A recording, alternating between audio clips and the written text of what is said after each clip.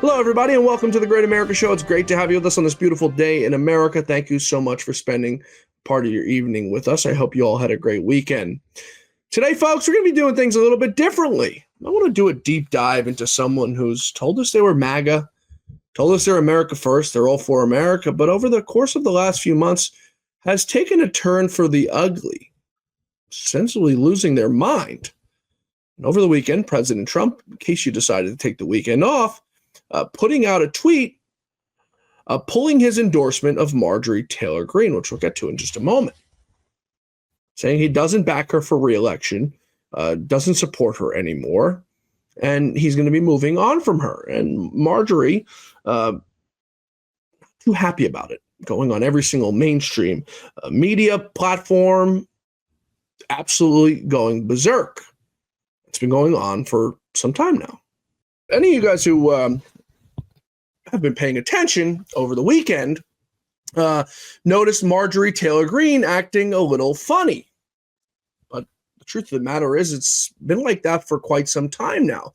Now, many of you are wondering what has caused Marjorie to go down this path, what has caused Marjorie Taylor Greene to start acting the way that she's been acting. And it's been some time. It's been with her anti-Israel stuff, which she's been going on. Now, there are a lot of people who disagree with the amount of funding that America has given to Israel. There are a lot of people on the right who disagree with the amount of money they're getting, the influence that they have through AIPAC and politics. There's no debating that. There's people both on the right and there's people on the left who have both voiced disdain about that. But it seems Marjorie Taylor Greene has taken it a next step. And you couple it all together and you've got this concoction of Taylor Greene now that has been extremely detrimental to MAGA, extremely detrimental to the Republican Party.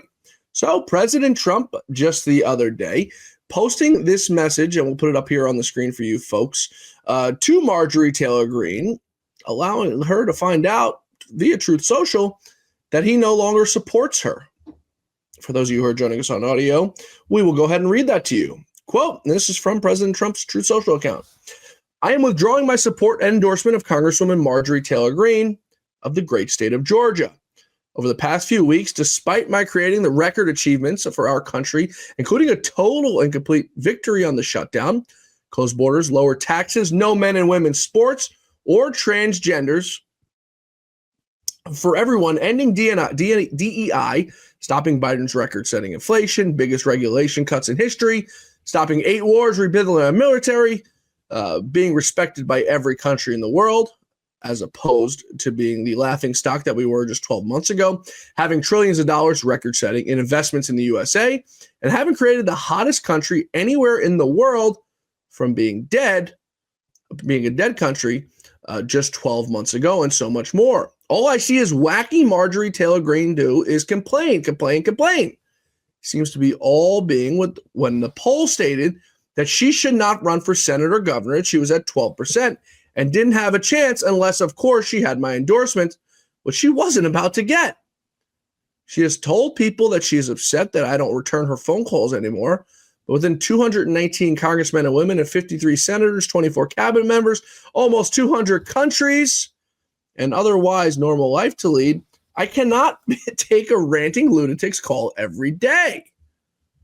Now, those are some wise words for President Trump. I understand that the wonderful conservative people thinking about primarying Marjorie in her district in Georgia, that they too are fed up with her antics and her person runs. They will have my complete unyielding support.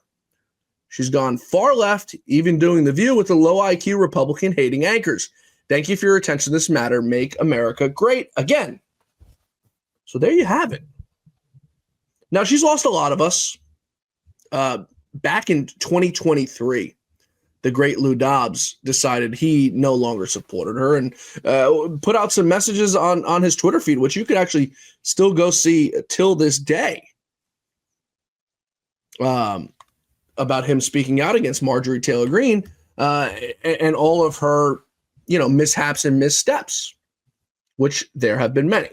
So Marjorie wants to make this about what she's told us now, the Epstein Files, right? Because everyone just wants to keep hearing about the Epstein Files, the Epstein Files, the Epstein Files, the Epstein Files. Now, I don't think President Trump in the inception handled it the correct way. I don't think he handled it as good as he should have, but I think he's come around now, going as far as yesterday, or today rather, saying he's all for releasing every single document. He's all for signing any document that's put on her desk, his desk rather. So Marjorie wants to sort of play this game that it's only about the Epstein Files. That's why President Trump betrayed her. It's because of the Epstein Files. Well, then why didn't he betray, and these are her words, Lauren Boebert of Colorado, who's been vocal about it. Tim Burchett of Tennessee, who's been vocal about it to the point of trying to hold a vote as soon as the government reopened the other night. Or how about Eli Crane of Arizona? Now, Thomas Massie, who's been running this whole charade, has had a beef with President Trump for quite some time now. Way before any of the Epstein Files. So you can't even attribute anything to that because Massie's just been a thorn in the side of President Trump and to House leadership for years. So why hasn't President Trump turned his back, so to speak, on any of those people? The truth of the matter is because it has nothing to do with it. She's been out for years running her big stupid mouth, spewing lies, nonsense, propaganda, and people are tired of it. So Marjorie decided she wanted to run for the open Senate Georgia seat. Now there's two of them. Raphael Warnock against Raphael Warnock and Jon Ossoff. But the first one will be against Jon Ossoff. And tried to convince President Trump to endorse her. Now, would President Trump have endorsed her? I'm sure under the right circumstances, he probably would have. Now you ask, what are the right circumstances? And I'm going to show you what the right circumstances look like. Because what Marjorie did was totally uncalled for. So let's get this up here for you guys to show you some poll numbers, because that's what's important. You want to run for office? Show me that you can win. Show me that you can raise money. So President Trump asked her for a poll. Lo and behold, he got that poll. And here it is. Georgia Republican congressional members versus Donald Trump. U.S. Marjorie Taylor Greene's vote total trailed by her presidential candidate, Donald Trump, by 5 percentage points, the largest gap of any Republican member of Congress in the 2024 general election. So it's not just Donald Trump getting tired of her nonsense. It's the American people getting tired of it. The people in her district. So, Buddy Carter, 60-57. It's Donald Trump. Brian Jack, the 3rd District, 65-64. Richard McCormick, 63-60.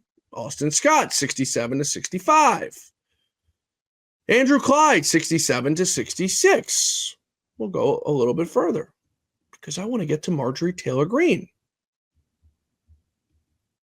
I think we should have her up there now. And we have it there. There we go. Sorry, folks. Technology is just not working today. It's deciding not to be our friend. Here we go. I think we've got it up. There we go. Barry Loudermilk, 64-61. Mike Collins, 61-60.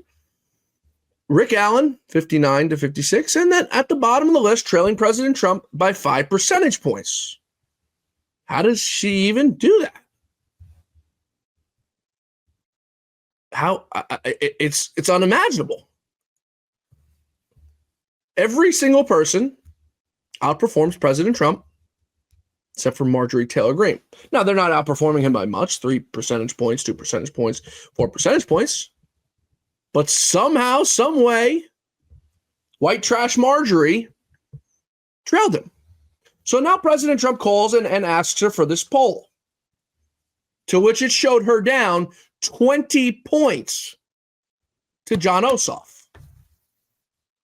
Now I got to give credit where credit's due, because there's a fellow named Scott Jennings who's on CNN, and in 40 short seconds put it together very succinctly. Take a listen. technically true based on what I've heard and what I know, that he didn't tell her not to run. But what she didn't say was that he sent her a poll privately, discreetly, and it had information in it. And it showed her down 20 points to Jon Ossoff.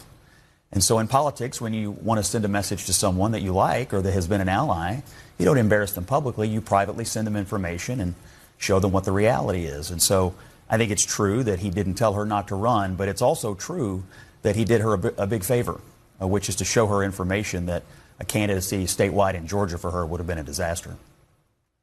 Congresswoman, thank you for being here.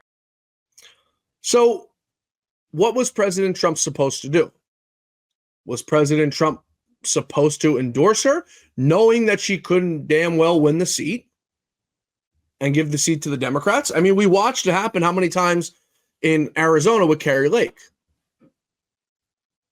So what was President Trump supposed to do? Was he supposed to go endorse her because it's a good friend? Or were we supposed to do the responsible thing and find a candidate who can beat Jon Ossoff, endorse them, and put all the weight of the party behind that candidate to unite to take the seat back from the Marxist Dems? Now, if Marjorie was all in on this MAGA thing and all in on America First and all in on the party winning and taking back control from the Marxist Dems, she should have said, sure, we need the right candidate at the right time to take the seats. We're in critical times right now. You lose that House, you lose some more seats in the Senate, President Trump's going to get impeached again for sure. When and if the Marxist Dems take over. So what is he supposed to do? He goes to Marjorie in private, doesn't blow up her spot, none of that. It says, listen, I can't support your candidacy because you simply cannot win. And from there, what I'm told is that it was all downhill. And Marjorie lost her mind and started going crazy and doing her little late night runs on Marxist run television. Now, it's the same path that you see these people take. Adam Kinzinger, any Don Bacon, any Republican who then, who wants to leave the party, it's the same course of action.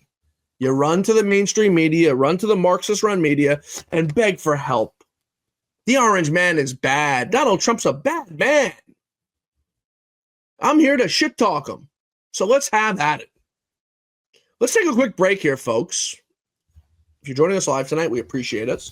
YouTube, Rumble, please be sure to hit that like, subscribe, and follow button. And we're going to get to some of her interview that she did with CNN, The Enemy. And then I want to go a little bit deeper into her flipping and what I believe also attributed to her disdain with President Trump. We're taking a quick break. We're going to be back in less than 60 seconds. Please stay with us. I'm excited to announce that we're having a huge sale on overstock and brand new products. For example, MyPillow Percale bed sheets, every color, every style, every size, only $29.88. Our Percale bed sheets are breathable, cool and crisp, and they're perfect for spring and summer. And check out Rev 7, the next generation of energy drinks. It tastes great, and it gives you energy all day with no jitters and no crashes. Best of all, it's actually good for you. And for a limited time, try our 3-pack absolutely free. So go to mypillow.com or call the number on your screen. Use your promo code to save 20% on our Rev 7 12-packs, or try our introductory 3-pack absolutely free. And our Percale bed sheets, all sizes, only $29.88. Twin size, full size, queen size, king sizes, all $29.88. Inventory is extremely limited at this price, so order now. Thanks, everybody, for staying with us. And once again, happy Monday. Please be sure to hit that like, subscribe, and follow button on YouTube, Rumble. Please, all the views we get, all the follows we get, we truly, truly appreciate it. So Marjorie Taylor Greene, back on the topic here, who's, I believe, has been losing her mind for quite some time now. Going on CNN with Dana Bash, I think that's her name, to vent about President Trump, saying she spent millions of dollars of her own money to help President Trump. I stood with President Trump when virtually no one else did. campaigned all over the country, spent millions of my own dollars helping him get elected. And I think that's incredibly important. And I do support him and his administration.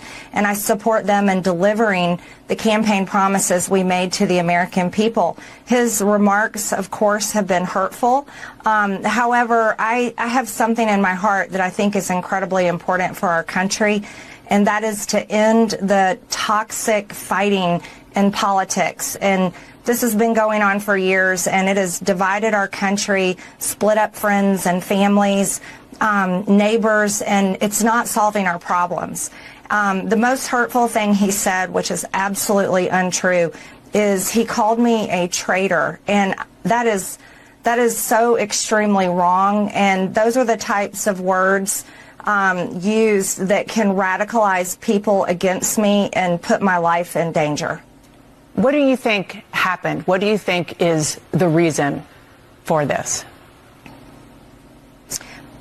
Unfortunately, it has all come down to the Epstein Files, and that is shocking. And, you know, I stand with these women. I stand with rape victims. I stand with children who are in terrible sex abuse situations. And I stand with survivors of trafficking and those that are trapped in sex trafficking. And I will not apologize for that. I believe the country deserves transparency in these files. And I don't believe that rich, powerful people should be protected if they have done anything wrong.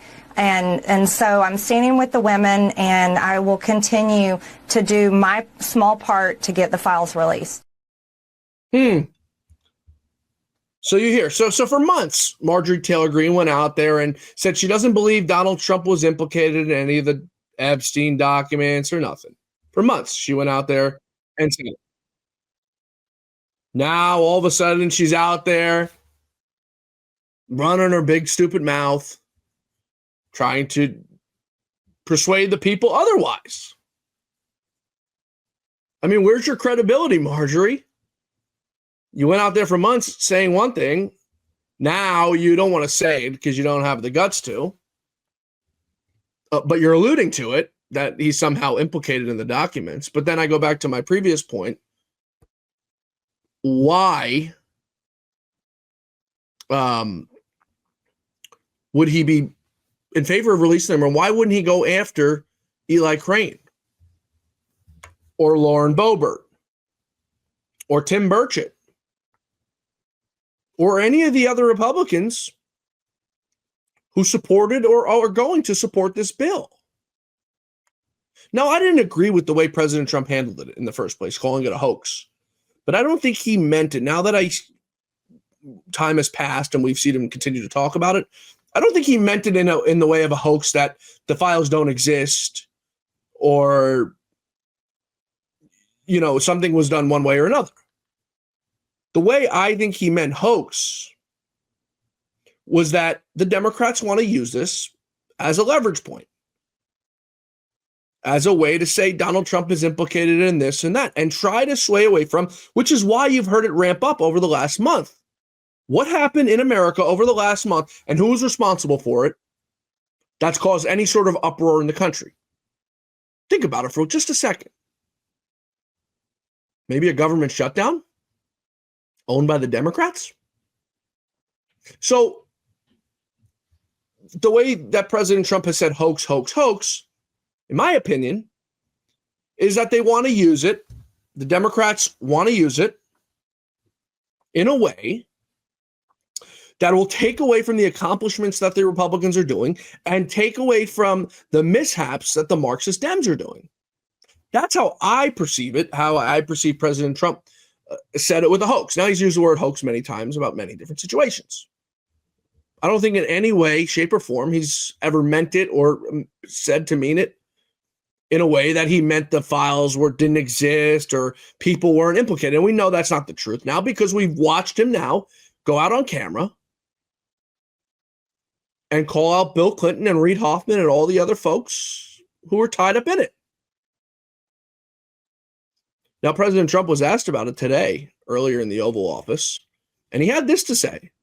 Now, keep in mind what the Democrats want you to believe. that he's somehow implicated. This doesn't sound like the tune of a man who's even a little bit worried about being implicated in any sort of pedophilia ring. Here he is. Here's what I want. We have nothing to do with Epstein. The Democrats do. All of his friends were Democrats. You look at this Reid Hoffman, you look at Larry Summers, Bill Clinton, they went to his island all the time, and many others. They're all Democrats. All I want is for people to recognize a great job that I've done on pricing, on affordability, because we brought prices way down, but they're going way lower, on energy, on ending 8 wars and another one coming pretty soon, I believe. We've done a great job. And I hate to see that deflect from the great job we've done. So I'm all for it. You know, we've already given 50,000 pages. You do know that. Unfortunately, like with the Kennedy situation, with the Martin Luther King situation, not to put Jeffrey Epstein in the same category, but no matter what we give, it's never enough. You know, with Kennedy, we gave everything and it wasn't enough. With Martin Luther King, we gave everything and it's never enough. We've already given, I believe the number is 50,000 pages. 50,000 pages. And it's just a Russia hoax as it pertains to the Republicans. Now, I believe that some of the people that we mentioned are being looked at very seriously for their relationship to Jeffrey Epstein. But they were with him all the time. I wasn't at all. And we'll see what happens. What I just don't want Epstein to do is detract from the great success of the Republican Party, including the fact that the Democrats are totally blamed for the shutdown. You know, they cost our country hundreds of billions of dollars with that, at a lot of inconvenience. So I'm for I don't. They can do whatever they want. We'll give them everything. Sure, I would. Let the Senate look at it. Let anybody look at it. But don't talk about it too much, because honestly, I don't want to take it away from us. It's really a Democrat problem. The Democrats were Epstein's friends, all of them. And it's a hoax. The whole thing is a hoax. And I don't want to take it away from really the greatness of what the Republican Party has accomplished over the last period of time. It's President Trump reiterating, I think, exactly what I said. I mean, his words.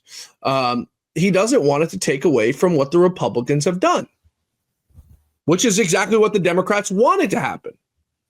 We all want everything out. I want it out. I wanted it out months ago.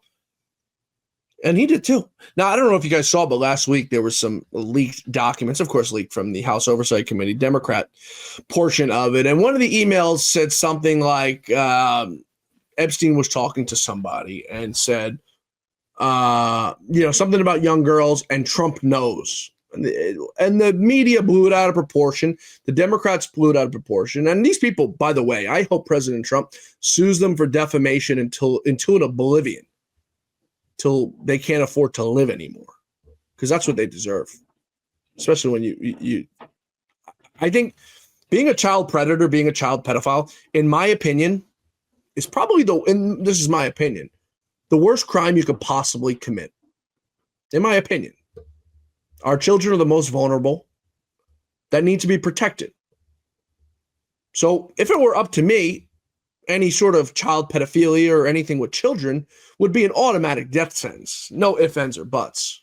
We don't need that in society. We already have enough crime and disgust in our society today that we don't need child predators or pedophiles or anything like that. It should be a straight to the chair. No ifs, ands, or buts about it. You want to reform, go to the chair and we'll take care of it to prey on our young children. So back to one of those emails, it says something like President Trump knows, or Donald knows, or whatever it was. And the girl that they had redacted it was Virginia Giuffre. And the media blew it out of proportion that Donald Trump knew he was doing pedophilia. Well, he knew he was into young girls, and he kicked him out of Mar-a-Lago for it. But what the email alluded to was President Trump knows that he had taken Virginia Giuffre, who was a massage attendant at the massage spa in Mar-a-Lago, under his wing to do whatever she was doing for him, massages for him, or whatever it was. But the media blew it out of proportion and said Donald Trump knew that he was doing pedophilia. Well, we all knew. We all found out. As soon as Donald Trump found out, he banned him from Mar-a-Lago. I mean, and then there's emails that said, oh, well, Donald Trump in the kitchen with girls in bikinis. I don't think Donald Trump was in Epstein's kitchen. I'd almost bet $1 million there's no photo or evidence of that. So I think everyone who's blowing this out of proportion and being extremely defamatory towards President Trump, I think he has the right to probably sue them into an absolute oblivion. Because it's no joke to call somebody a pedophile when they're not. It takes away from the actual pedophiles like Jeffrey Epstein. Let's take one more quick break here, folks. Less than 60 seconds. We're coming right back. I want to talk a little bit more about this. I want to talk a little bit more about Marjorie Taylor Greene and her flip. And her flip from America First. Coming right back. Stay with us. I hear every day about the products you all wish MyPillow carried. Well, guess what? We probably do. Slippers, bathrobes, pet beds, blankets, mattresses, sleepwear, loungewear, duvets, comforters, pot holders, aprons, oven mitts, and so much more. And they're all on sale. For example, get our best-selling standard MyPillows for only $14.98. Body pillows, $29.98. 6-piece bath towels or kitchen towel sets, just $29.98. Multi-use MyPillow 2.0s with pillowcase, $9.98. Save $40 on our Spring Percale and Giza Dream bedsheet sets. Any size, any color, and so much more. So go to MyPillow.com or call the number on your screen. Use your promo code to save up to 80% on all MyPillow products. And I've never done this before. When you spend $100 or more, you're going to get 2 standard MyPillows absolutely free. Thanks, everybody, for staying with us here on the Great America Show. YouTube, Rumble, please be sure to hit that like, subscribe, thumbs up, and follow button, all that good stuff to get this show more seen on the platforms. We truly, truly appreciate it. So Marjorie Taylor Greene, let's get back to the subject of good old Marjorie and where she's gone wrong. Actually, before we get to Marjorie, let's talk about Chuck Schumer for about 30 seconds. Because Chuck Schumer was asked today why Joe Biden didn't release these files, which is $1 million question. Take a listen to his response. Okay. Senator, on that note, just I guess a question that's out there. Why wouldn't they have been released the last 4 years when President Biden was in office? Well, that's the question every American is asking. Not every American, but so many Americans are asking. What the hell is he hiding? Why doesn't he want them released? When you don't want something like this released, when even a whole lot of Republicans are calling for the release, his own party members, people ask the question, what's he hiding? It's got to be answered by releasing the files. Okay? There'll be a veto. Oh, okay. That answers the question as to why Joe Biden didn't release it. Because of his pals that are implicated, Mr. Reid Hoffman and the rest of them, Bill Clinton.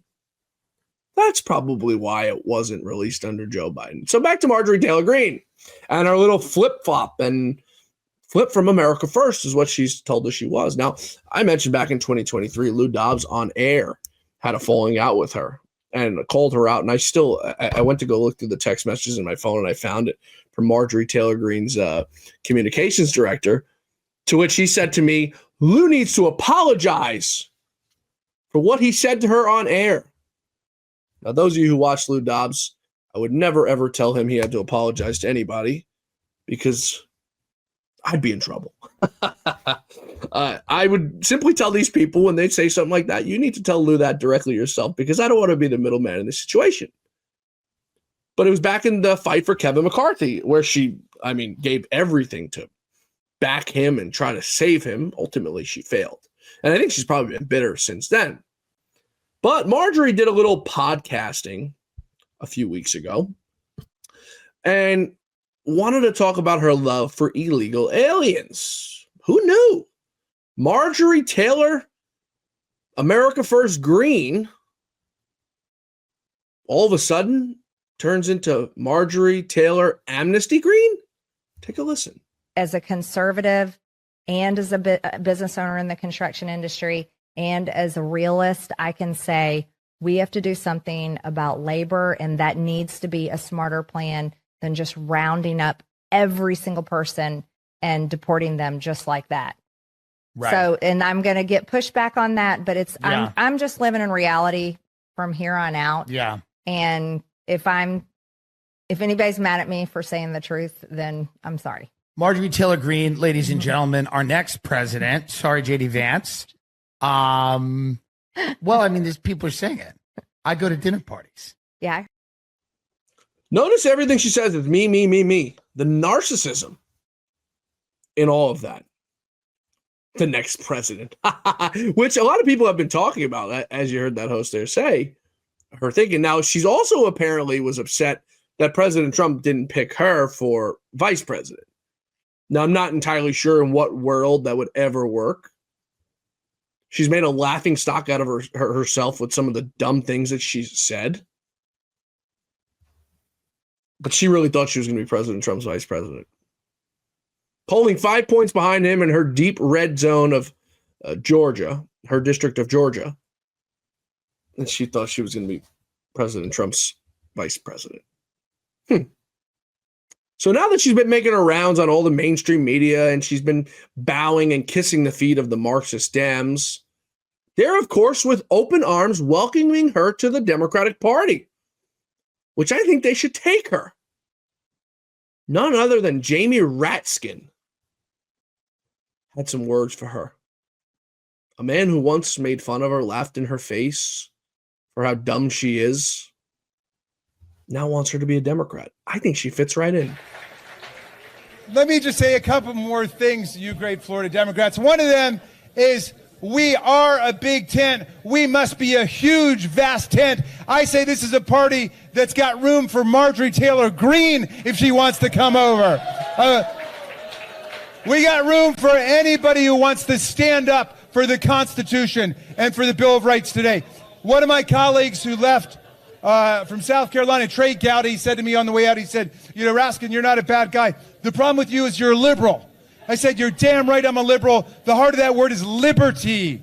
And I'm a progressive because the heart of that word is progress.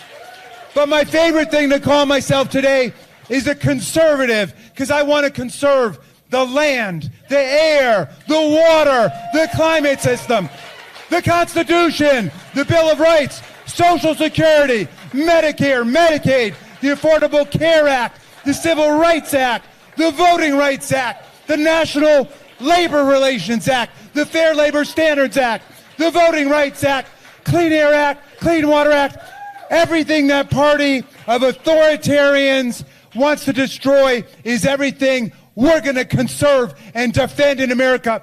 We are the party of the conservatives, the liberals, and the progressives. All the patriots today are in the party of democracy. That's who we are. That's going to be her new counterpart. That's Marjorie. That sounds more like her, right? It sounds more like her. They get along just great. New party of the Marxist Dems. You don't get what you want, folks. You can't cry about it. How many of you guys out there didn't get a job one day in your life or got turned down by the girl that you really liked or whatever?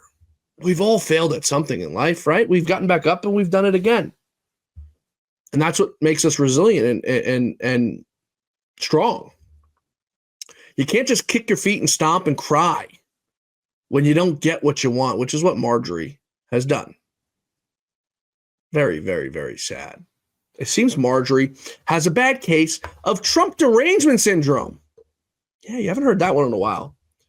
The doctor was on Fox News earlier and confirmed that they're now seeing confirmed cases of Trump derangement syndrome. First of all, identify it for us. You're in a session and you pick up on what? Well, Harris, it doesn't take long for me to pick up on this. People are obsessed with Trump. They're fixated. They're hyper-fixated on Trump. And they talk about some of the features of this disorder.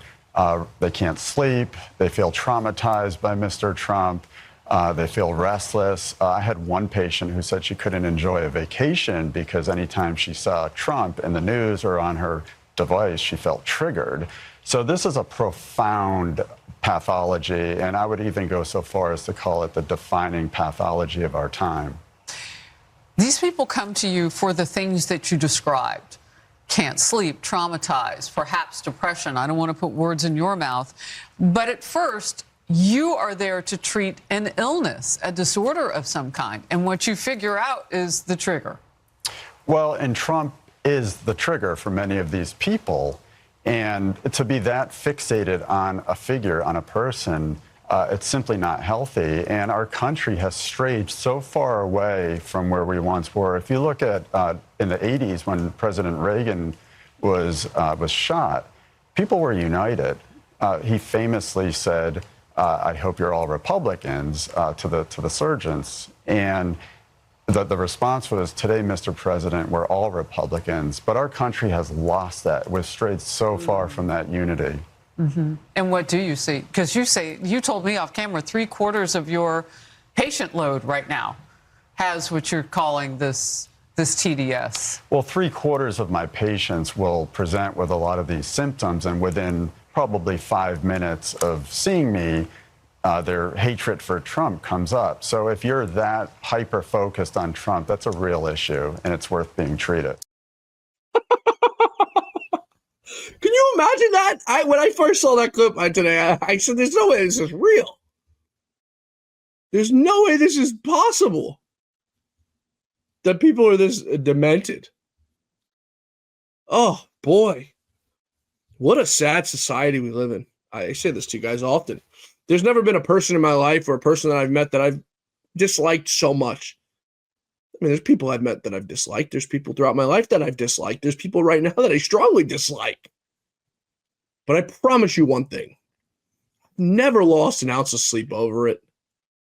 Because you let them win when you do that. We don't like losing, right? Oh, man.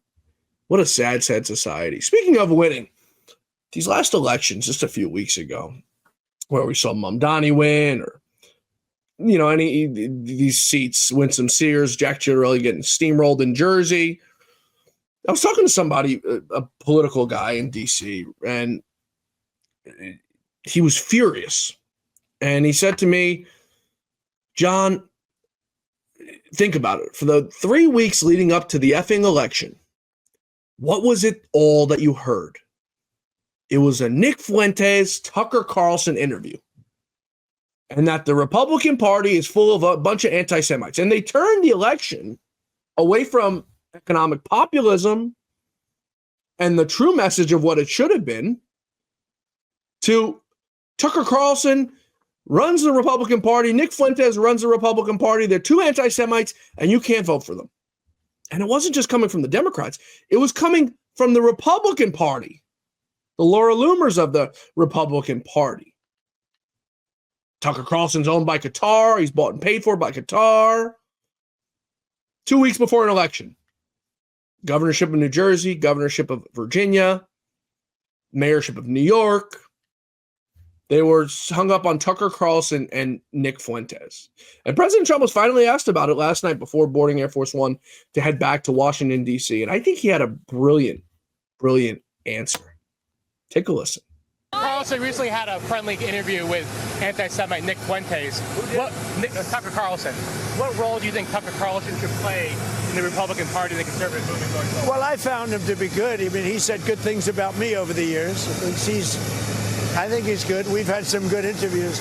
I did an interview with him where we had 300 million hits. You know that. Look, I can't tell him. Will you let me finish my statement? You are the worst. You're with Bloomberg, right? You are the worst. I don't know why they even have you. We've had some great interviews with Tucker Carlson, but you can't tell him who to interview. I mean, if he wants to interview Nick Fuentes, I don't know much about him, but if he wants to do it, get the word out. Let him, people have to decide. Ultimately, people have to decide. The mayor of New York, I will say, would like to meet with us, and we'll work something out. But he would like to come to Washington and meet, and we'll work something out. We want to see everything work out well for New York. You yourself had dinner with Nick Fuentes at Mar-a-Lago a few years ago. What role should he play in the conservative movement? Well, I didn't know he was coming, and he was with, as you know, somebody, Kanye. And Kanye asked if he could have dinner, and he brought Nick. I didn't know Nick at the time. And he did. He came and, along with a few other people. He brought a few people with him.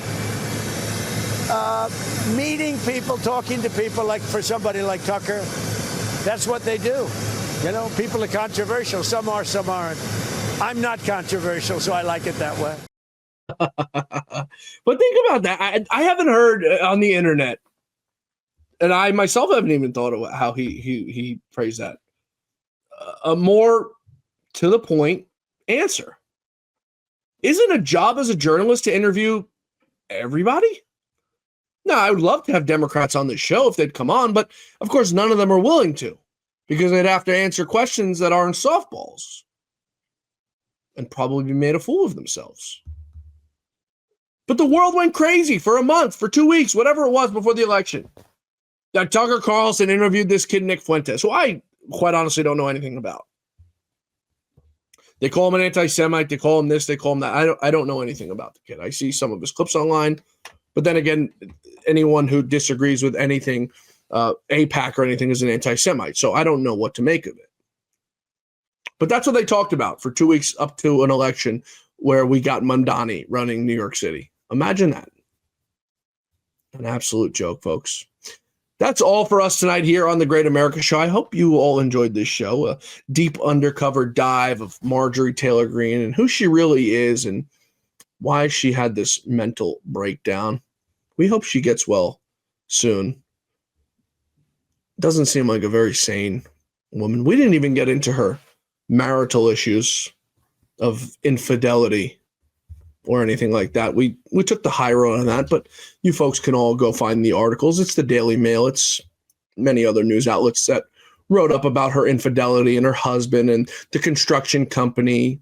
By the way, I think it would be nice to send ICE down to her construction companies to take a look and see who's working those job sites, because she's been very in favor of illegal immigration as it pertained to that construction company, and she's told us that on camera. I think it'd be nice just to make sure everything is per code, right? That's all for us tonight, folks. We appreciate you joining us here on the Great America Show. We hope to see you back here tomorrow for the Great America Show. Truth, justice, and the American way is at the forefront each and every single night. You know that, those of you who join us here.